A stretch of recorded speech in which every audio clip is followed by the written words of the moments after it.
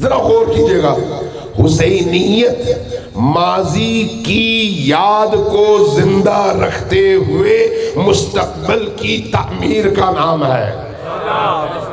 توجہ دیا آپ نے، میں نے کیا عرض کیا؟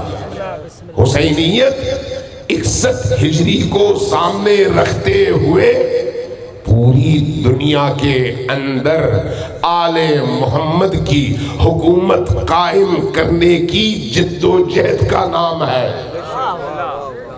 تشیع کی آئیڈیالوجی کیا ہے؟ پورے عالم پر ائمہ کی حکومت۔ یہ ہے یا نہیں؟ یہ اللہ کا وعدہ ہے، اللہ کا وعدہ ہے۔ جب اللہ کا وعدہ ہے تو اللہ یہ کام کیسے کرتا ہے؟ معجزے کے ذریعے سے نہیں۔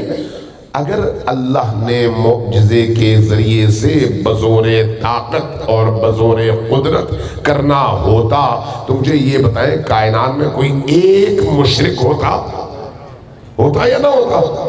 نہیں ہوتا نا۔ ایک اشارے سے سب کو موحد بنا دیتا، سب کو مسلمان بنا دیتا، سب کو اللہ کا محبوب بندہ بنا دیتا، سب کو فرشتوں کی طرح سے بنا دیتا۔ لیکن اللہ تبارک و تعالیٰ نے پہلا جو انسان اس زمین پر بھیجا اس کو ہادی بنا کر بھیجا، تاکہ دنیا کو پتا چلے کہ کائنات میں جو نسل آگے بڑھے گی اس کو سب سے پہلے ہادی کی ضرورت ہے۔ اور ہادی جبر نہیں کرتا، عقل کھولتا ہے، عقل کھولتا ہے۔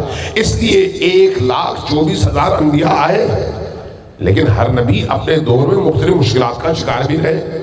اللہ ان مشکلات کے مقابلے میں ان انبیاء کو حوصلہ بھی دیتا رہا، کہتا رہا میں تمہارے ساتھ ہوں، تم جد و جہد کرو۔ وہ جو لوگ تھے، کوئی فرعون کا ساتھی تھا، کوئی حامان کا ساتھی تھا، کوئی شداد کا ساتھی تھا، کوئی نمرود کا ساتھی تھا، لیکن انبیاء آئے ان انسانوں کو شیاطین اور ابلیسوں کی قید سے نجات دلانے کے لیے۔ اگر اللہ چاہتا تو شیطان ہی کو ختم کر دیتا، اللہ چاہتا تو نمرود کو نمرود بننے سے پہلے ہی ختم کر دیتا۔ لیکن اللہ کے دین کا مزاج یہ ہے، اور جہنم اور جنت کی تخلیق کا فلسفہ یہ ہے کہ انسانی معاشرے کو عقل اور شعور دے کر اور اختیار دے کر، حق اور باطل کا رستہ بتا کر، حق کے رستے کا نتیجہ دکھا کر اور باطل کے رستے کا نتیجہ دکھا کر اب انسان کو اختیار دیا جائے کہ باطل کے رستے پر چل کر چند دن تم عیش کرنا چاہتے ہو یا حق کے رستے پر چل کر ابدی طور پر اللہ کی بارگاہ میں سرخرو ہونا چاہتے ہو۔ اللہ نے عقل کے رستے کھولے۔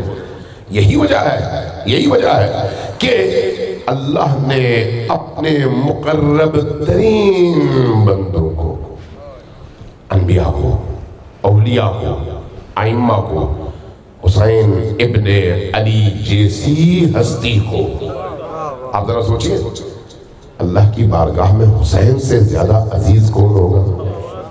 لیکن اس عزیز ترین ہستی کو بدترین انداز میں کربلا میں جام شہادت نوش کروا کر ہمیں یہ بتایا کہ دین اتنا قیمتی ہے کہ حسین جیسی ہستی اس دین پر یوں قربان ہو سکتی ہے، اور جب ہو جائے تو اپنی پیشانی زمین پر رکھ کر سجدہ شکر بجا لاتی ہے۔ تو ہم کون ہیں؟ اسی حسین کے پیروکار۔ ہم کون ہیں؟ اسی حسین کے ماننے والے۔ تو پھر کربلا کا مطلب کیا ہے؟